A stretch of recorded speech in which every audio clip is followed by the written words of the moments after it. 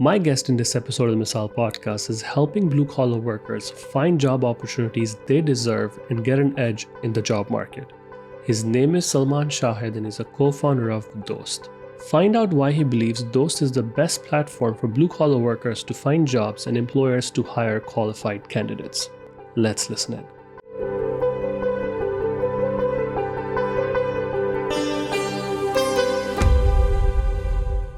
Welcome to the Misaal podcast. Salman, how are you? Doing well. Thanks, Syed. How are you doing? I'm doing wonderful. Well, thank you for joining me. Really excited to have you on and learn more about what you're building at Dost. Let's get started with a quick introduction. Please tell me a little bit about yourself and what problem are you trying to solve with Dost? So I'll just give a bit of context into who I am and what we're trying to build over here at Dost.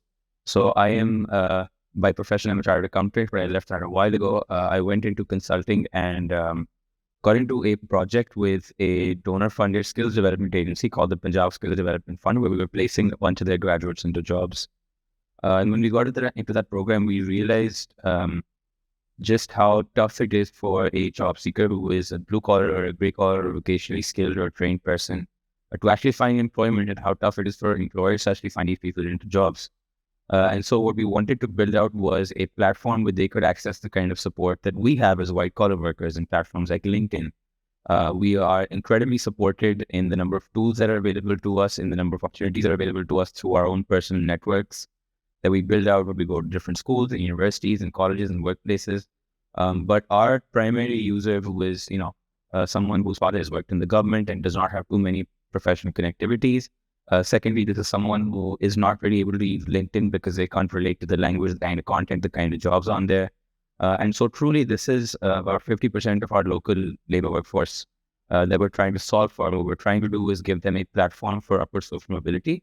The way we're doing that is we're building out Pakistan's first jobs and professional networking platform, which you can use to go and find a job. You can go and find community, you can go and find networks, and you can go and sort of learn how to give an interview, how to write a CV, where do I go and find jobs, how do I apply for them?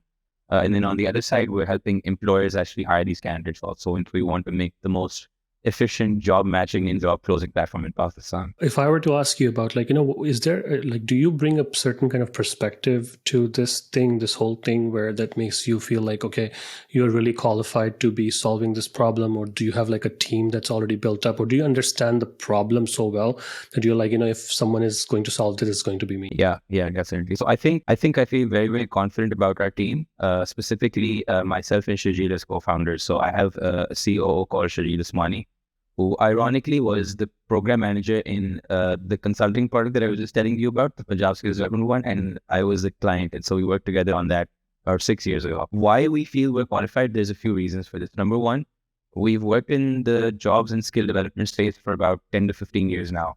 And so we understand truly, how do we upskill these people? How do we place them into jobs? What are employees looking for? What are job seekers looking for?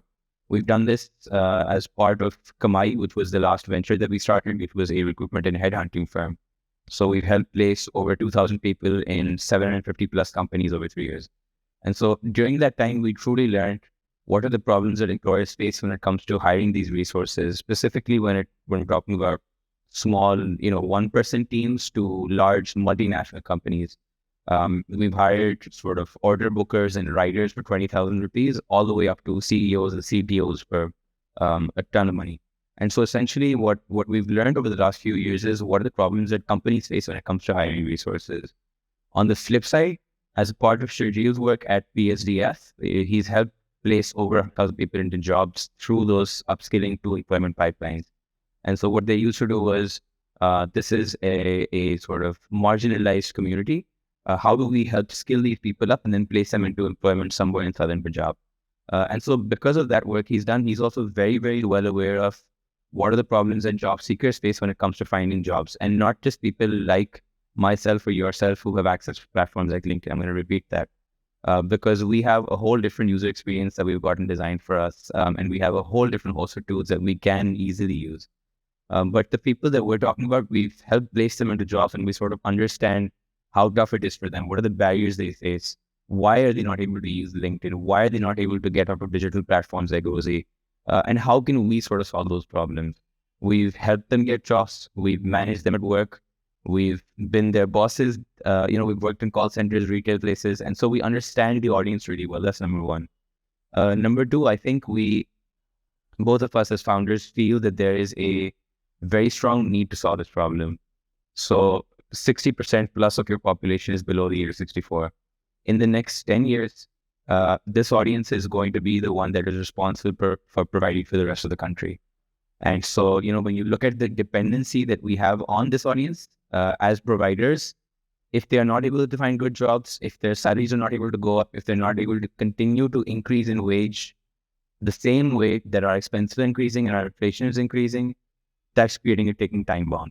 And so we feel that we're very, very passionate about the problem also and the kind of impact that this can truly create over generations if we're able to do this right. And so, we know the market. We've helped companies hire. We've helped job seekers find jobs. We've built technology solutions before, so we had that idea. And of course, we're really, really passionate about what we're building. And I think the team that we're assembling, we're also building it on the basis of their skill set specific to this problem. So have you worked in this problem before? Have you worked in a company where they've faced this problem before? Have you worked on a program that solved this problem before? And so we're definitely very confident about the team we're building and why we're directly within this job right now. I know you talked a little bit about like the challenges that we might not have as LinkedIn users or white collar workers that blue collar workers might have. So can you give me like more of an example about like what specific problem that they usually have when they're looking for a job? Is it more on the employer side, or is it like more of a job hunting side? Okay, so I'm going to place an individual in your mind. So let's imagine this guy called Usman. He's started his bachelor's but couldn't complete it from a university in Lahore. He's been working at a call center for about 3 years. He started work on a salary for about $120 a month. He's 3 years later, he's now on a salary of about $125 a month. He wants to be able to increase his salary, but he doesn't know how to go and ask his boss for that raise. He doesn't know what he has to do to be able to get that raise. The second thing is he wants to be promoted at work or he wants a better position elsewhere, but he really doesn't know how he can find that other job. What platform does he go to? How does he create his profile there? Every time he goes and he talks to one of his cousins or his cousin's friends or his uncles or his aunts, they'll get them into the door somewhere with a CV. But these guys really don't know how to make a good CV. They don't really know how to give an effective interview. Nobody's really ever taught them these things. And so there's a knowledge and access gap between the white-collar, well-supported worker in Pakistan and the blue and gray-collar worker who could, frankly, be sitting in a call center or in an organization like a Carrefour or an Imtiaz and be working there, but they don't have the tools at their disposal to be able to take them from point A in their career to point B where they should be going. And so there's a very, very, very slow growth in their professional career, in their professional arch, if any, at all. And so the number one issue is that there's no tools that have been created keeping this audience in mind that will really help them grow professionally, specifically digitally. And the reason for that is that we didn't have digital penetration up to about 10 years ago. It really truly happened in the last 10 years, that explosion of sort of smartphone penetration. The other problem is that when you look at this is a global statistic, 85% of all jobs are closed based on sort of informal networks and referrals. 85%. And when you look at the fact that their networks are really not very powerful or very useful, it becomes a huge problem to someone who's trying to find work, specifically in an economy like Pakistan, because there's so much network and referral-based hiring. So it is primarily an access and opportunity problem that these job seekers are facing. Of course, there are other issues on the employer end, but I think the first step that we're really focusing on is how do we get these people and with a decent profile, with decent training in front of the employer, and how do we get them into that position for success? Now, whether they're able to get success or not is a secondary problem, but the first problem is how do we even get them there in the first place? So I think that's what we're focusing on right now. I'm assuming since you've already been part of a business that did recruiting, so I'm assuming here that you basically have a plan, a business model that revolves around charging the employers Absolutely. for placing these employees Yes. with them. So how does that end of the equation work in terms of how do you recruit these partners? How do you ensure that the employers that you're bringing in? I know I've heard a lot about scams and stuff. Yeah. So I'm just wondering, like, how do you screen for those things and stuff? That's a great question. There's I think I'm going to give one caveat over here that the recruitment industry in Pakistan has a really bad reputation because of a lot of scams that a lot of job seekers have faced, a lot of exploitation that a lot of job seekers have faced, both from the companies as well as the recruitment agencies themselves. And so I think this is a huge problem that you've mentioned. So now onto our business model. We essentially, the job seekers that are coming onto our platform, onto our app, onto our other sourcing hires, what we are doing is we are helping them get placed into jobs.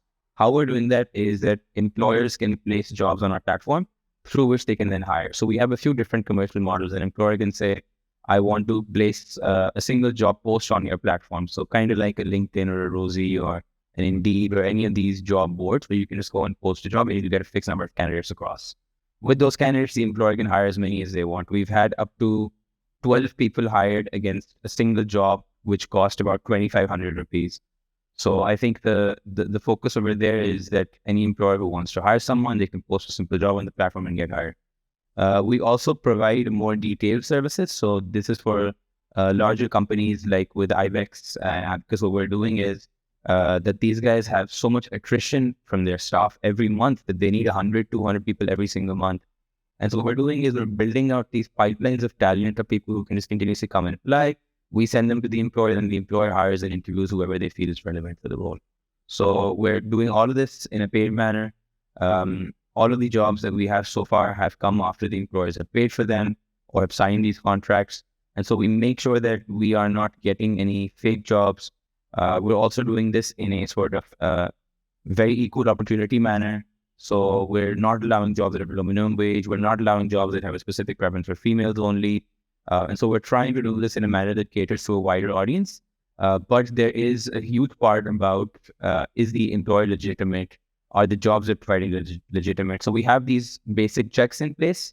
Of course, in the last 4 years of running recruitment and headhunting, we've seen a lot of different variations of exploitation from the ends of the employers. And so I think there is a case-by-case judgment that we have to make also sometimes. But since we've just started off, we launched about 3 months ago. We have about 50 odd employers on the platform right now.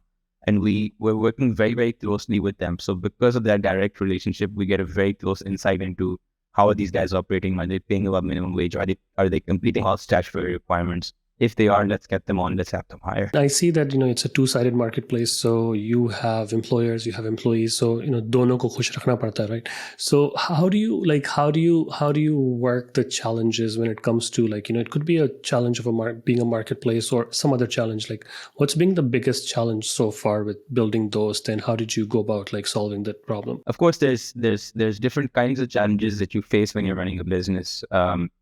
Being a Pakistani company, the macro view on Pakistan is, of course, not great. So when you're speaking to international collaborators, that presents one kind of challenge. The more specific micro level challenge that we face in our company, I think is iterating very quickly, because we are building a product that is sort of being built for the first time for this audience. There's a lot of sort of adoption questions. And I'll give you a small example where we've made video profiles a part of our application. And so we want job seekers to create their own intro videos, because we feel that helps employers differentiate between the kind of candidates that they're getting. Adoption is an issue. This is the first time they're going in. They're like, why are they asking us to make a video? Is this a scam? Am I going to get a link somewhere else? Why would they want us to do this? And so getting over that hump of the whys and the whats and the hows, and convincing this audience to do something for the first time. The way people make a CV traditionally in Pakistan is they'll go to their local photocopier and they'll give him 50 rupees and they'll say, these are my accomplishments, can you list them onto a CV? And when we receive that CV, it has their father's ID card number, it has their religion, it has their mother's maiden name, and these are things that are useless to us. And so redesigning that process for an audience, getting them to buy in, and then getting them to participate regularly in a manner that can make our employers happy also. That's the biggest challenge for us, I think. And so what we need to do with that is we need to test stuff out very, very quickly. We need to build, test this out for 2 weeks and iterate on the basis of the results and come up with new solutions for it. And so these days, video profiles is a challenge for us, for example, which is just an example of a micro level problem that we're trying to solve by some sort of innovation, but the adoption has to be measured, and we have to be sure that this is the right approach. Otherwise, one small mistake from us could really sort of kill the success of the platform in itself. And so we're building it block by block, but each new block or each new innovation that we want to come up with is always a challenge when it comes to implementation, specifically for an audience that is not very used to new kinds of products regularly. So I think that's the biggest sort of challenge for us. Applicants to create a video and send it to the employer and stuff. Is that a requirement like that you came up with, or was it a feature that employers requested, or is it something that you just decided that would help employers get comfortable as to who they're hiring? So we try to make the platform on the basis of the requirements of the users. So one of our very important users over here is the employer, because for us, true success in this platform comes when we're able to provide jobs. It's not in number of downloads. It's not in number of users. It is truly in lives changed and people placed in full-time employment opportunities. And so jobs is a big part of it.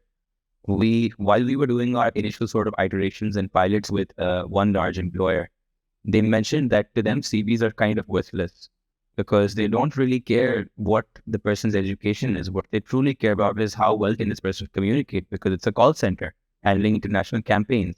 And so can this person speak with the kind of fluency and the kind of accent that I need them to speak with?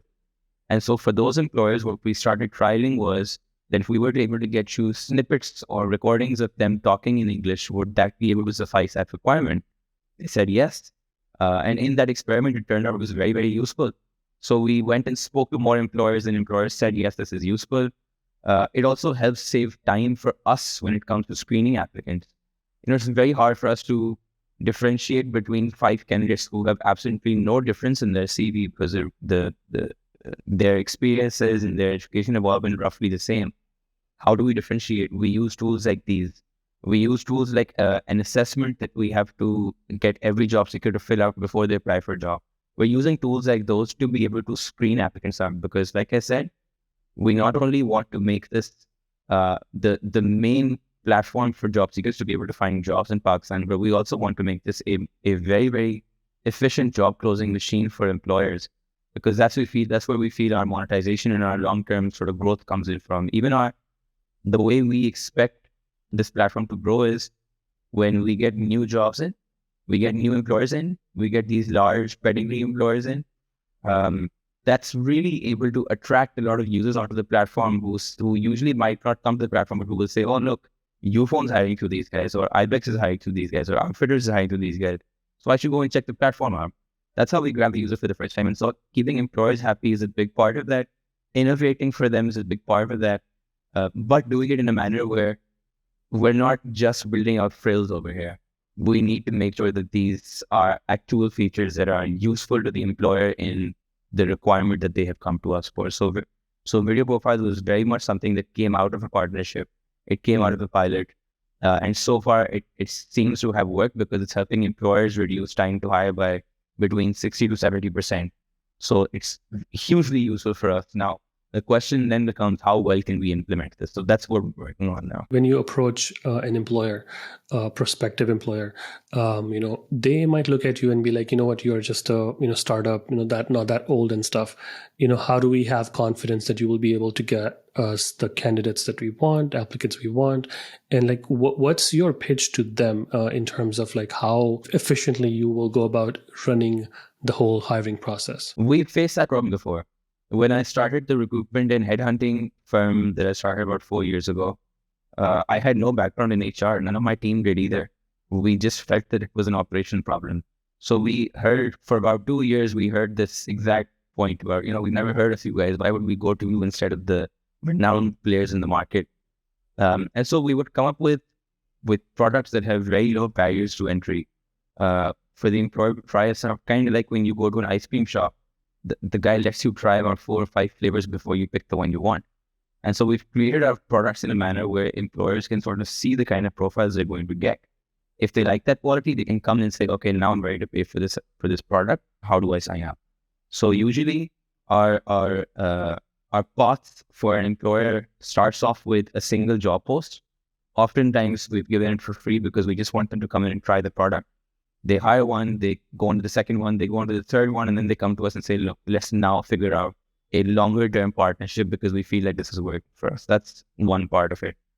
The second thing is that because of the fact that we've done this hiring before, we're very confident in our ability to close jobs. And so we love getting into a race. We love it when employers tell us, I'm not going to make this an exclusive relationship. We're also using this platform and that platform. To me, that is the ideal position for us to be in, because that gives us the chance to be able to prove to them that we are actually better as a job closing machine than other platforms out there. So my operational team actually hates me for this, but I actually request employers to pit us up against another job board or pit us up against another platform, because that we're truly able to judge, are we even useful in the first place for this employer? And so we've faced this David versus Goliath problem before. We've gotten to the point where 3 years later with Kamai, we were able to get to a point where employers now come to us and say, you are the preferred choice. We will put options B, C, and D in the back burner. We know we will get there with those also. We have enough partners right now who are working with us to be able to prove success, and we're starting to see word of mouth and referrals in that market also. So personally, it's great for me when we have a non-exclusive arrangement, because that gives us a better opportunity to get a longer-term exclusive arrangement, if that makes any sense. No, that's great. Your responses, your insights that you're sharing about this whole thing is really, it seems like you're really into the product and like, what you're doing. So let me ask you this, like, I understand like you are just in Pakistan right now, but do you have any plans, or have you been approached by, customers or clients from, outside of Pakistan, trying to get people from Pakistan, like, migrant workers into their countries or something like that? We have definitely considered it. What we're focusing on right now is number one, Lahore. We're targeting a few different categories of workers also only. And so we're doing call center workers, customer support, customer success, customer sales. And then we're doing sales and retail sales. These are the two categories that we're working on right now only. We're launching fast food and restaurant operations in the month of June. So these are 3 categories we're focusing on only in Lahore right now. We want to make sure that we get the product right first. And so the reason that we're sticking to this small niche of job seekers and employers and a small niche of hirings is that we feel that it's very, very important for us to get the product completely right and see enough repeatable success that we can then go out and say, okay, now we're going to launch in Karachi, now we'll launch in Islamabad, because we feel that we're truly added value over here for both sides. So for us right now, going international is definitely part of this slightly medium to longer term plan. We feel that there is a dearth of sort of similar platforms in the region. So when you go into Egypt, or when you go into Bangladesh, or even in the Gulf, there is a lack of platforms like this, specifically also addressing the problem that you're mentioning, which is sending people from Pakistan to these countries. So we have had companies reach out to us and say, let's partner in this, let's figure this out. But right now we want to focus on what we're building right now. It is definitely a part of the longer term plan that we have. But I think focus right now is truly on get the product right, get these employers happy, keep them happy, get more jobs in, get more users in, and we'll go from there. One thing that I would like to learn here is like, building a startup is difficult. And a lot of, people who listen to the podcast, they are always looking to figure out like, how's the life of being an entrepreneur and, building a startup. So tell me a little bit about how that process has been so far for you. I think I need to tell everybody who thinks that entrepreneurship is so much fun, it's really not, it's not what it's made up to be. It's very, very different from that. I think when you get into it, you realize how stressful it is. Having said that, I think there are a few things that have really helped me. So the first time we were building our first business out, I thought I knew a lot that upon having completed 4 or 5 years in this now, I realized that I had no idea about. And that's okay. And you surround yourself with people who can support you and guide you during that time. And so this time, I think what we've done very differently, which I wish we'd done earlier, is get mentors and get advisors and get people on our side in our team who have ran this race before. Someone who's gone through it, albeit in a completely different industry with a completely different product, can always give you great insights. And so it's being a founder is often a very lonely, oftentimes a very thankless job also. You work a lot harder and a lot longer, and there's a lot more responsibility than if you were working a job somewhere.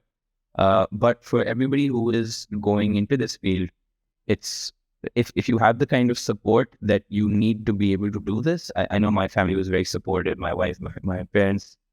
And so if you do have that support, it is truly very, very fulfilling. It's so much fun. I have a blast coming into work and trying to build something and testing it out. And even on the days when it fails, it's so great to learn that I was so wrong about this. These assumptions that we made on the basis of 10, 20 years of experience, we were so wrong. And you get to learn so much. I think I used to work before this. I was working with Deloitte in London for about 4 years. I feel like I learned more in 2 years of doing this than I did in 6 years of my career, 7 years of my career prior to this. And so there's a lot of learning that comes into this. You have to be open to the idea of being wrong every time, but it's about continuing to go. And I think there's lots of good advice from lots of really world-renowned entrepreneurs, like the Jeff Bezos and Amazon advice of just trying to knock on the door, and if it's the right door, great, go in. If it's not, then go back to the new one and do it quickly. And I think a lot of people in our Pakistani ecosystem are also of the same opinion that, you need to, if you're failing, fail quickly. If you're iterating, learn and iterate quickly. And so that's, I think, the most important thing is be open to feedback, be open to being wrong, learn very, very quickly and adapt. And eventually success comes. We started off Kamai, our last venture, doing something completely different, and it ended up becoming a successful and profitable recruitment and headhunting firm. In this, we started off to solve for a particular job seeker and a particular employer. Who knows what it becomes 5 years from now? Maybe it becomes something completely different. But what we do know is we're solving a problem for a specific audience. We want to get these people up for social mobility through a digital product that helps employers hire. How we can do that in the long run, we're very, very open to seeing where this goes. So I think where we are at this point in time, building a product that we really enjoy building, working with employers that we really enjoy working with, and the team that we built is also very open to experimentation, very innovative, and love to try new things. And even if it's a failure, that's okay. As long as we accept it, we feel that's a win. So there's a lot of mental openness and resilience that also comes with this, which you definitely need, as you probably know also. I have a general idea, of course, never run a startup myself, but I have a general idea talking to so many of the founders that I've spoken to so far, plus interacted with many founders, here, as well as I also work for a startup. So I kind of know the life, how it is, and in general, like how how things are approached in a startup versus I used to work at KPMG. So yeah, you're right. I worked there for 3 years, and it's like it didn't make any, of course I learned a lot, but then again, when I work 3 years at a startup, that just, takes you so far ahead in terms of what you learn. So that hamster wheel is just really fast. So yeah, thank you so much for being on the Misaal podcast. This was lovely. Thank you for being so transparent and open about your journey and telling me all the inside details. So thank you so much. Wish you all the best. It's been a pleasure. Thank you so much, Zai, for the opportunity. Thanks for listening to the Misaal podcast. I hope you enjoyed the podcast and will thank me by writing a review or sharing it on social media. Make sure you follow and subscribe so you don't miss the next episode. Thanks again. See you soon.